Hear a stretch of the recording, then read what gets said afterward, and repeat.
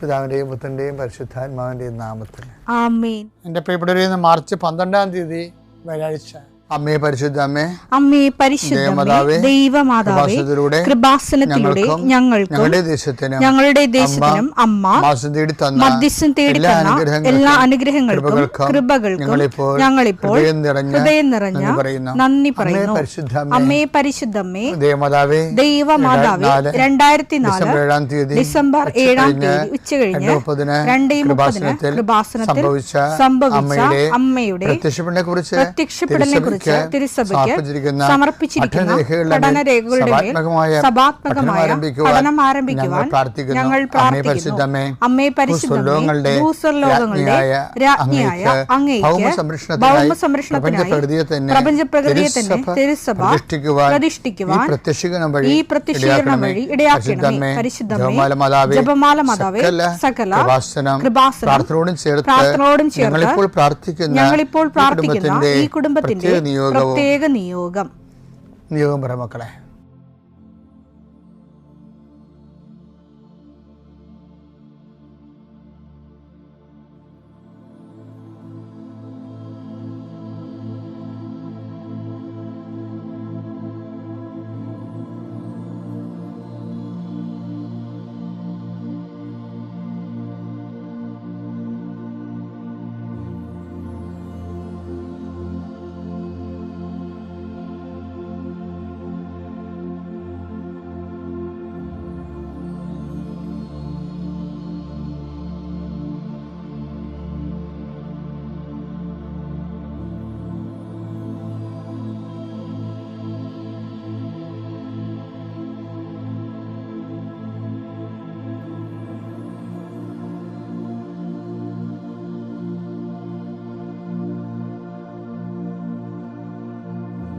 അമ്മയുടെ പ്രത്യക്ഷീകരണത്തിന്റെ ഈ അനുഗ്രഹവേളയിൽ ഞങ്ങൾക്ക് സാധിച്ചു തരുവാൻ കനിയണമേ.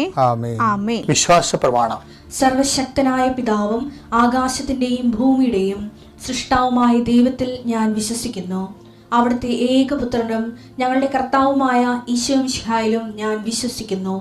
ഈ പുത്രൻ പരിശുദ്ധാത്മാവിനാൽ ഗർഭസ്ഥനായി കന്യകാമറിയത്തിൽ നിന്ന് പിറന്ന് പൊന്തിയോസ് പീലാത്തോസിന്റെ കാലത്ത് പീഡകൾ സഹിച്ച് കുരിശിൽ തറയ്ക്കപ്പെട്ട് മരിച്ച് അടക്കപ്പെട്ട് പാതാളങ്ങളിൽ ഇറങ്ങി മരിച്ചവരുടെ ഇടയിൽ നിന്ന് 3-ാം നാൾ ഉയർത്ത് സ്വർഗത്തിലേക്ക് എഴുന്നള്ളി സർവശക്തിയുള്ള പിതാവായ ദൈവത്തിന്റെ വലതുഭാഗത്തിരിക്കുന്നു.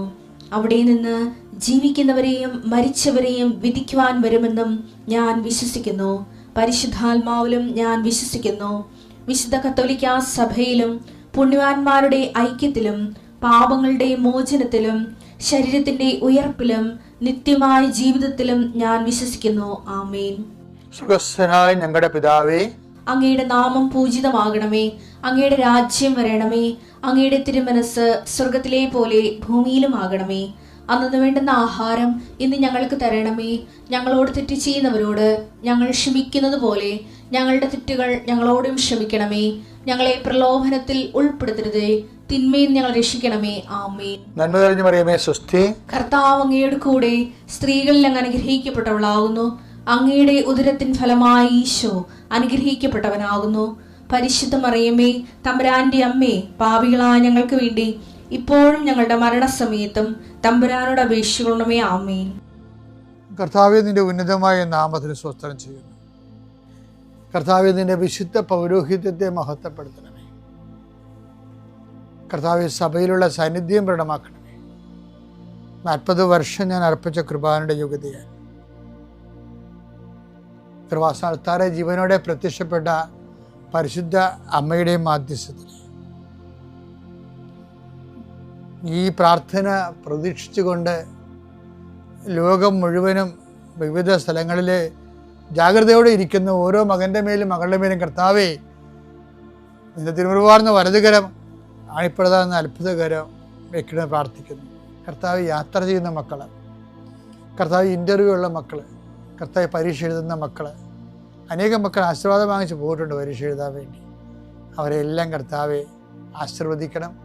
പരീക്ഷാ സമയങ്ങളിൽ കർത്താവെ അങ്ങ് അവിടെ കൂടെ വസിച്ചുകൊണ്ട് അവർക്ക് ചിലർക്ക് പരീക്ഷ എഴുതുന്നതിന് പ്രയാസമുള്ളവരുണ്ട്, ചിലർക്ക് ഓർമ്മ കിട്ടത്തില്ല, ഓർത്തെടുത്ത് കമ്പ്യൂട്ടറിൽ കറുപ്പിക്കാനോ വെളുപ്പിക്കാനോ പറ്റാത്തവരുണ്ട്, തീരുമാനം എടുക്കാൻ താമസം എടുക്കുന്നവരുണ്ട്. അവരെല്ലാവരെയും ഈശോയുടെ നാമത്തിൽ ഞാൻ ആശ്രയിക്കുന്നു. കുടുംബത്തിലെ പ്രത്യേക അവസ്ഥ കൊണ്ടും പിന്നെ ഹോസ്റ്റലിൽ അവിടെയൊക്കെ നിൽക്കുന്നവർ ഭക്ഷണമില്ലായ്മ കൊണ്ടും നല്ല ഭക്ഷണം കിട്ടാത്തത് കൊണ്ടും അവന് ഉറക്കമില്ലാത്തത് കൊണ്ടും വയറൊക്കെ മോശമായിരുന്നതുകൊണ്ടും പല ആൾക്കാർക്കും പലതരം ശാരീരികമായ പല അവശതകളും ഉള്ളതുകൊണ്ടും പല കാര്യങ്ങളെയും ബാധിക്കുകയും വേദനിക്കുകയും നിരാശപ്പെടുകയും സങ്കടപ്പെടുകയും എന്ത് ചെയ്യണമെന്ന് അറിയാൻ പാടില്ലാതെ ഒരാശ്വാസമില്ലാതെ പരക്കം പാകുകയും ചെയ്യുന്ന എല്ലാ മക്കളെയും ഞാൻ കൃപാസനത്താറെ ജീവനോടെ പ്രത്യക്ഷപ്പെട്ട പരിശുദ്ധമ്മയുടെ മാധ്യസ്ഥത്തിൽ നിന്നെ യേശുനാമത്തിൽ ആശ്രയിക്കുന്നു. ദൈവത്തിലെ നീ അനുഗ്രഹിക്കപ്പെട്ടവളാണ്, നീ അനുഗ്രഹിക്കപ്പെട്ടവനാണ്. നിൻ്റെ വഴികളിൽ നീ ഇന്ന് പോകുന്നിടത്തെല്ലാം കർത്താവ് നിന്നെ അനുഗ്രഹിക്കും. നിൻ്റെ വഴികളിൽ നീ ഇന്ന് സംസാരിക്കുന്നിടത്തെല്ലാം കർത്താവ് നിന്നെ അനുഗ്രഹിക്കും. ദൈവത്തിലെ നിൻ്റെ ഓരോ ഉദ്യമങ്ങളും നിൻ്റെ ഓരോ ചിന്തകളും നിൻ്റെ ഓരോ തീരുമാനങ്ങളും അത് അനുകൂലമാണ് നടക്കാനും അനുകൂലമല്ലെങ്കിൽ നിനക്കെതിരാണെങ്കിൽ നടത്താതിരിക്കാനും കർത്താവിൻ്റെ പരിശുദ്ധാത്മാവ് നിന്നെ ഗൈഡ് ചെയ്യട്ടെ. എൻ്റെ കർത്താവിൻ്റെ ഉന്നതമായ നാമത്തിൽ സഭയുടെ അധികാരത്തിൽ കുരിശിൻ്റെ അടയാളത്തിൽ ദൈവത്തിൻ്റെ ശക്തിയാൽ ഇന്ന് നീ ചെയ്യുന്ന മുഴുവൻ കാര്യങ്ങളുടെ മേൽ ദൈവത്തിൻ്റെ കൃപ ചൊരിയട്ടെ. പരിശുദ്ധമ്മ ദൈവമാതാവ് നിനക്ക് വേണ്ടി മധ്യസ്ഥം വഹിക്കട്ടെ. പിതാവിൻ്റെയും പുത്രൻ്റെയും പരിശുദ്ധാത്മാവിൻ്റെയും നാമത്തിൽ.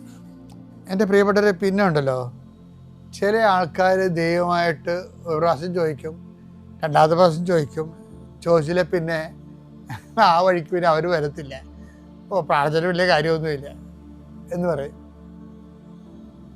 അത് ദൈവത്തിന് അറിയാവുന്നതുകൊണ്ട് ഇവന്മാരോട് ഇങ്ങനെയുള്ള അണ്ണന്മാരോട് ദൈവം അത് കമ്മ്യൂണിക്കേറ്റ് ചെയ്യത്തുമില്ല. അതാണ് ഏറ്റവും വലിയ വരുന്ന വിഷയം. ഇപ്പം ചിലർക്ക് ദൈവം ചോദിക്കുമ്പോൾ തന്നെ എടുത്ത് കൊടുക്കുകയും ചെയ്യും. അത് മിക്കവാറും നശിപ്പിൻ്റെ വിത്തുകളായിരിക്കും, അത് വേറെ വിഷയം.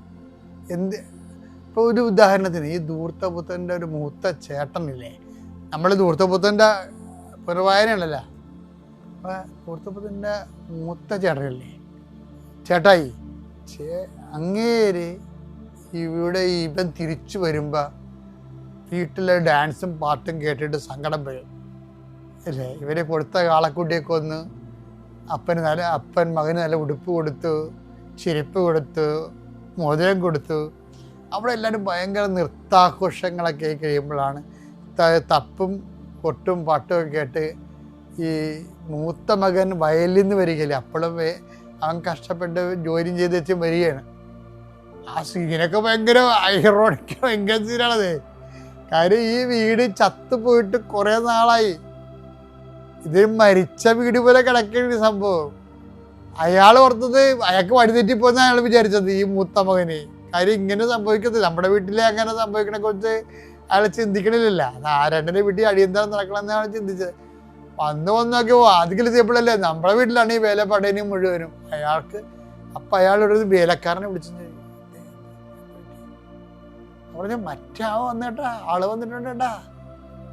അയാൾ ആ ജീവനോടെ കിട്ടിയ അപ്പം ഭയങ്കര സന്തോഷത്തിലാണ്. കാളേക്കുന്ന് അടിയന്തരം നടത്തി കണ്ടിരിക്കണ പാട്ടും ഡാൻസ്. അവൻ അപ്പം തന്നെ ഇടിവെട്ടുകൊണ്ട പോലെ കനച്ചൊരുവം പോലെ ഇങ്ങനെ നിൽക്കുക.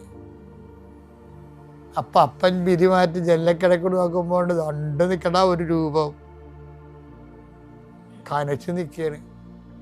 അപ്പൻ്റെ ചങ്കന്ന് പിടച്ച് കാര്യം ഇവരെങ്ങനെ നാട് വിട്ടു പോയാൽ എന്ത് ചെയ്യും, ഇതുപോലെ പോയാൽ എന്ത് ചെയ്യും. അപ്പോഴേ അപ്പൻ്റെ ആക്രാന്തം കാണണം. പണ്ട് ഇവനോട് ആ ആക്രാന്തം കാണിച്ചിട്ട് ഇവൻ പോകത്തില്ലായിരുന്നു. ഇപ്പൊ അപ്പൻ എന്താ ചെയ്യണമെന്ന് നോക്കി. ലുക്ക 15:27 വേലക്കാരൻ പറഞ്ഞു നിന്റെ സഹോദരൻ തിരിച്ചു വന്നിരിക്കുന്നു, അവനെ സസുഖം തിരിച്ചു കിട്ടിയത് കൊണ്ട് നിന്റെ പിതാവ് കൊഴുത്ത കാളക്കുട്ടിയെ കൊന്നിരിക്കുന്നു. അപ്പനും എങ്ങനെ സന്തോഷമായി. അവൻ കോപിച്ച് അകത്തു കയറാൻ വിസമ്മതിച്ചു. പിതാവ് പുറത്തു വന്നു. അതേതാണ് സംഭവം. പിതാവിന്റെ ലക്ഷണം മാറി. ഈ പുറത്ത് വരുത്തിലും പിറക്കം പാച്ചിലൊക്കെ പുറത്ത് വന്നു. പിതാവ് ലക്ഷണം പറയണ്ടേ. പിതാവ് പുറത്ത് വന്നു. അവനോട് സാന്ത്വനങ്ങൾ പറഞ്ഞു. അവനോട് പട്ടാങ്ങി പറയാൻ, സാന്ത്വനല്ല പട്ടാങ്ങിയാണ്. കാര്യം അവൻ വിട്ടുപോയി കഴിഞ്ഞാൽ എല്ലാം വെള്ളത്തിലാവും. അതാണ് അവൻ്റെ മൂല്യമുള്ളവനാണ് അവൻ. അവനോട് സാന്ത്വനങ്ങൾ പറയാൻ തുടങ്ങി.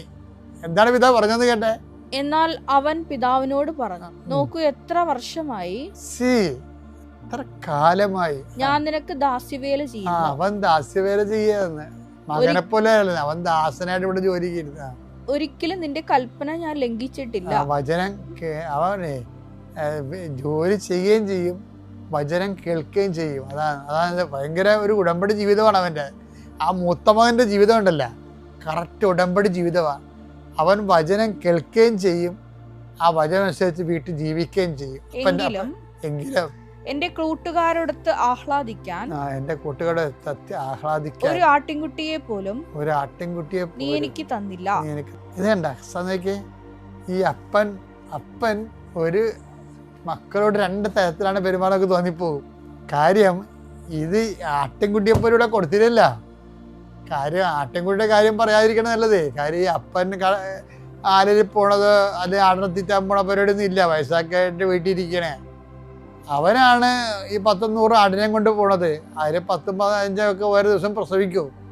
അത് 5-6 കുട്ടികളൊക്കെ ഉണ്ടാകും, 10-40 കുട്ടികളുണ്ടാകും. ഇതിൻ്റെ കണക്കെല്ലാം കൃത്യമായിട്ട് വൃത്തിമനമായിട്ട് ഈ അപ്പന് കൊടുക്കുന്നുണ്ട്. ഈ അപ്പൻ്റെ ഇടയ്ക്ക് 10 ആടിൻ്റെ കണക്ക് കുറച്ച് കൊടുത്താലും അപ്പന് ഇവനെ വിശ്വസിക്കും. പക്ഷെ അവൻ ഈ മൂത്തവൻ സത്യസന്ധനാ, വചനത്തിലും ജീവിതത്തിലും എല്ലാം സത്യസന്ധനാ.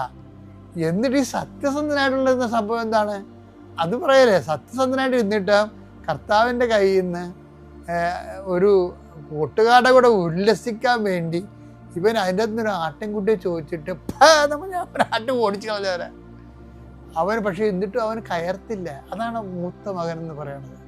മൂത്ത മകൻ ഒരു സംഭവമാണ് ശരിക്കും. ബൈബിളിൽ ഏറ്റവും ടോപ്പ് ആ മൂത്ത മകനാണ് ശരിക്കും. അവനെ കണ്ടില്ല, നീ നോക്കിയ ഇത്രയും പ്രസംഗം ഉണ്ടായി ദൈവത്തിന് മുമ്പ് നിൽക്കണം എങ്ങനെയാണെന്ന് നമുക്ക് പഠിപ്പിക്കണത് ഈ മൂത്ത മകനും. പിന്നെ ലൂക്ക 2 അധ്യായം കഴിയുമ്പോൾ 12-17-10 പറയുന്നൊരു ദാസനുമുണ്ട്. ഉഴാനും ആട് മേയ്ക്കാനും പോയിട്ട് തിരിച്ച് ഇതുപോലെ വയലിൽ നിന്ന് വന്നവനാണ്. ഈ വയലിൽ നിന്ന് വന്നവന്മാരൊക്കെ വില്ലന്മാരായിരിക്കും. ഈ മൂത്ത മകനും വയലിൽ നിന്ന് വരികയും ഇനി ലൂക്ക 17-10 ഒരാൾ വയലിൽ നിന്ന് വരും, ഉഴാനും ആട് മേയ്ക്കാനും പോയിട്ട് അവനും വരും. അപ്പോൾ അവൻ വയലിൽ നിന്ന് വരുമ്പോൾ എന്താ പറയണത്? നീ പോയി കുളിക്കുക, എനിക്ക് ഭക്ഷണം ഉണ്ടാക്കുക, വിളമ്പിത്തരിക, പിന്നെ നിനക്ക് കഴിക്കുക എന്നല്ല പറയുക. അത് എന്നിട്ട് അതെല്ലാം കൽപ്പിക്കപ്പെട്ടെല്ലാം ചെയ്തതിന് ശേഷം പ്രയോജനരഹിതനായ ദാസൻ, ശരിക്കും പ്രയോജനരഹിതനായ ദാസൻ ആരാണ്? ഈ മൂത്ത മകനാ. അവനൊരു പ്രയോജനമില്ലാത്തവൻ. അവൻ പ്രയോജനമില്ല, അപ്പനെ കൊണ്ട് ഒരു പ്രയോജനമില്ലാത്തൊരു മനുഷ്യനായിട്ട് അവൻ ജീവിക്കാൻ. എൻ്റെ ദൈവത്തിലെ യഥാർത്ഥ ആധ്യാത്മിക ജീവിതത്തിൽ ദൈവത്തെ കൊണ്ട് ഒരു പ്രയോജനമില്ലാത്തവനായിട്ട് നമുക്ക് തോന്നും. ദൈവത്തിനെ കൊണ്ട് ഒരു പ്രയോജനമില്ല നമുക്ക് തോന്നണം. എന്നിട്ട് നമ്മൾ വിശ്വസിച്ച് ജീവിക്കും. അതാണ് മൂത്ത മകൻ്റെ ജീവിതം. അപ്പം പറയേണ്ട വാക്കുണ്ട്. എന്താണ്? ഇങ്ങനെ ജീവിക്കുമ്പോൾ നീ ഓർക്കണം മകനെ, എൻ്റെ മകനെ, നീ എപ്പോഴും എന്നോട് കൂടി ഉണ്ടല്ലോ. അപ്പോൾ ദൈവത്തിൽ നിന്നൊന്നും കിട്ടിയില്ലെങ്കിൽ ദൈവം തന്നെ നിൻ്റെ കൂടെ ഉണ്ട് എന്ന് നീ മനസ്സിലാക്കണം. പിതാവിൻ്റെയും പുത്രൻ്റെയും പരിശുദ്ധാത്മാവിൻ്റെയും നാമത്തിൽ.